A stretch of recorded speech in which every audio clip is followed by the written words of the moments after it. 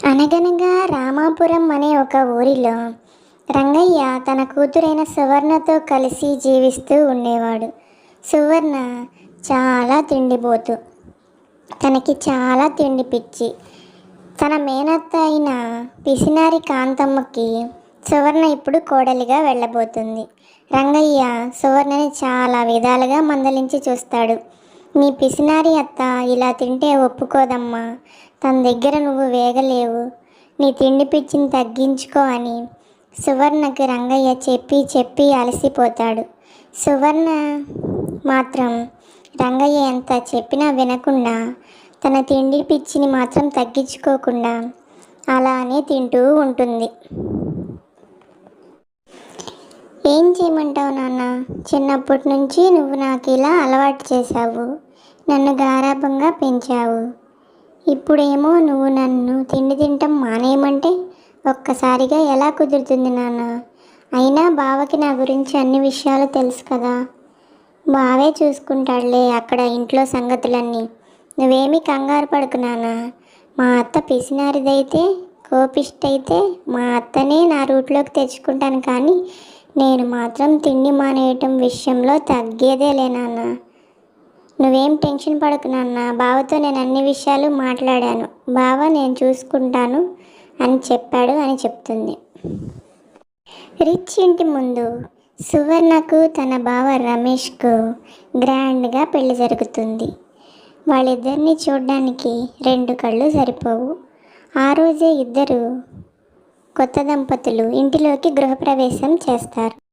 ఇంట్లోకి వచ్చిన రోజే రమేష్ సువర్ణతో ఇలా మాట్లాడుతూ ఉంటాడు. సువర్ణ, మా అమ్మ గురించి నువ్వు చాలా తక్కువగా అంచనా వేస్తున్నావు. మా అమ్మ విషయంలో మనం జాగ్రత్తగా ఉండాలి. మా అమ్మ చాలా పిసినారిది, పిల్లికి కూడా అన్నం వేయదు. అలాంటిది నీకింత తిండి పిచ్చి ఉందని తెలిస్తే ఖచ్చితంగా నిన్ను ఇంట్లోంచి వెళ్ళకొడుతుంది. కొన్ని రోజులు నీ తిండి పిచ్చి మా అమ్మ కంట పడకుండా జాగ్రత్తగా ఉండు. పోను పోను నేనే నిదానంగా మా అమ్మతో చెప్తాను. నువ్వు కూడా నీ తిండి పిచ్చి తగ్గించుకోవడానికి ప్రయత్నించు అని సువర్ణతో చెప్తాడు. సరే బావా, నేను చూసుకుంటానంటే ఇదా నువ్వు చూసుకునేది? నన్ను తిండి తినొద్దని చెప్పటమా? అందుకే బావా అసలు ఈ అబ్బాయిల్ని నమ్మకూడదు. కానీ ఎలా బావా?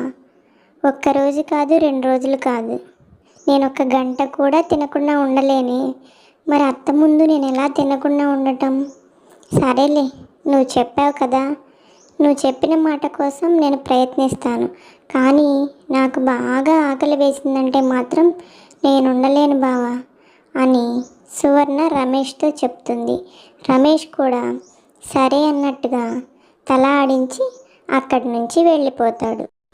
ఆ తర్వాత రోజు అత్తగారు సువర్ణ దగ్గరికి వచ్చి, ఏంటమ్మా, అబ్బాయి భోజనానికి రమ్మని చెప్తే నాకు ఆకలిగా లేదు అని చెప్పావంట. టైం 2 అవ్వొస్తుంది, ఎందుకని నీకు ఇంకా ఆకలిగా లేదు? కొంపతీసి మీ ఇంటి మీద ఏమన్నా దిగులు పెట్టుకున్నావా ఏంటి? నేను కూడా మీ అమ్మా నాన్న లాంటి వాళ్ళమేనమ్మా, అలా ఏం దిగులు పెట్టుకోకు. టైంకి తినకపోతే ఎలాగా? రమ్మరా, వెళ్ళి మనిద్దరం కలిసి భోంచేద్దామని చెప్పి అత్తగారు అంటుంది. సువర్ణ మనసులో ఏదో నేను ఒక్కదాన్ని తింటే కొంచెం ఎక్కువ తినచ్చు కదా అనుకుంటే ఈ అత్తగారేంటి అనుకుంటూ వెళ్ళిపోతుంది. అత్తగారు సువర్ణకి నచ్చిన వంటకాలన్నీ చేస్తుంది. అత్తగారి స్వయంగా సువర్ణకి ప్లేట్లో వడ్డిస్తుంది, కానీ అన్నీ కొంచెం కొంచెమే వడ్డిస్తుంది. సువర్ణ కూడా ఆ కొంచెంలో ఇంకొంచెం కొంచెమే తింటూ ఉంటుంది. అత్తగారు, ఏంటమ్మా అలా కొద్దిగా కొద్దిగా తింటున్నావు? ఈ వంటలన్నీ చేసింది నీకోసమే, ఇప్పుడు రేపు సాయంత్రం కూడా తినొచ్చు మనం, అంత ఎక్కువ చేశాను కదా, ఎందుకు అలా కొంచెం కొంచెమే తింటున్నావు? ఏంటి, నా వంటలు ఏమన్నా నీకు నచ్చలేదా? రేపటి నుంచి నువ్వే వండుకుందువు కానిలేమ్మా, ఈ పూటకి తిను అని చెప్పి అత్తగారు సువర్ణని బతిమలాడుతూ ఉంటుంది. అదేం లేదు అత్తయ్య, మీ వంటలు చాలా బాగున్నాయి, నాకు కూడా ఇంత బాగా వంటలు చేయడం అనేది రాదు. కాకపోతే నేను ఎప్పుడైనా భోజనం కొద్దిగానే చేస్తాను అత్తయ్య, అందుకే కొంచెం కొంచెం తింటున్నానని ఆ పైకి చెప్తూ మనసులో మాత్రం మా ఆయనే నన్ను ఇలా బెదిరించాడు, మా అమ్మ ముందు కొంచెం కొంచెం భోజనం చేయమని.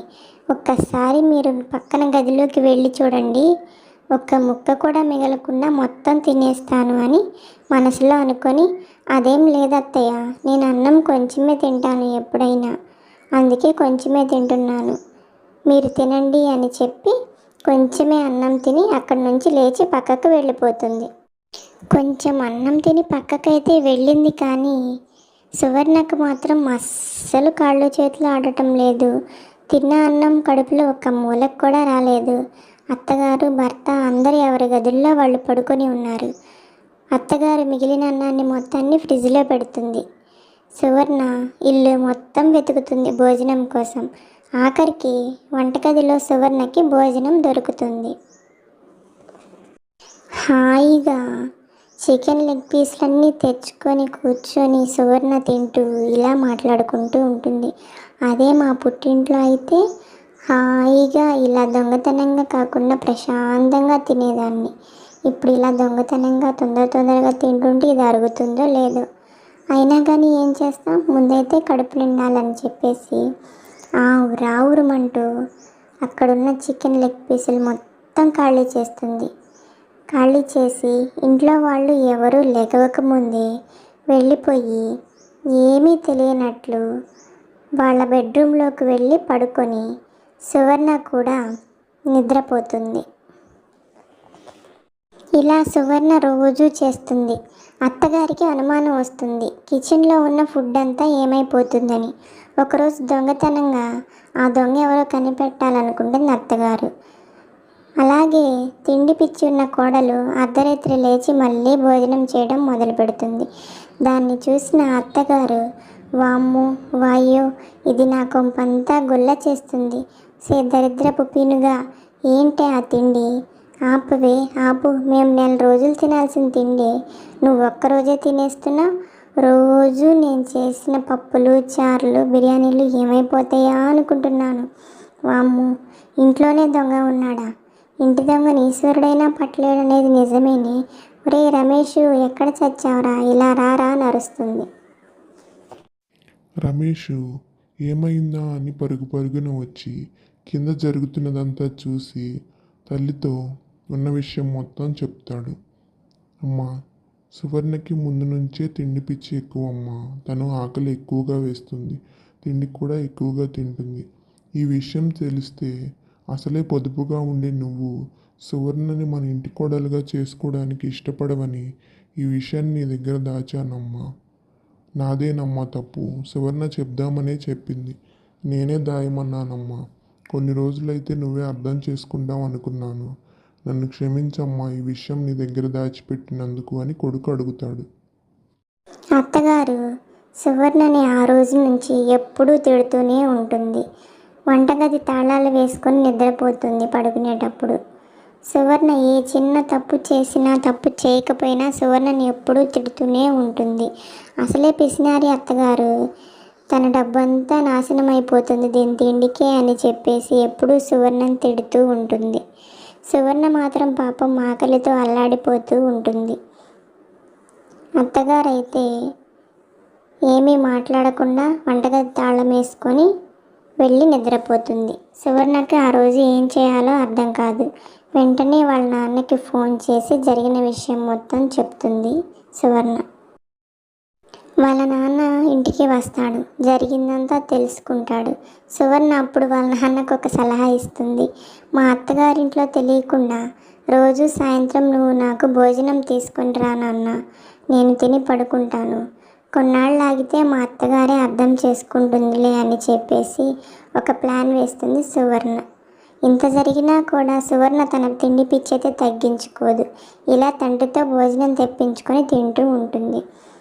హాయ్ అండి, ఈ వీడియోస్ కనుక మీకు నచ్చితే please do like, share and subscribe to Telugu stories 7777. మీకు ఎలాంటి వీడియోస్ కావాలో కామెంట్ చేయండి.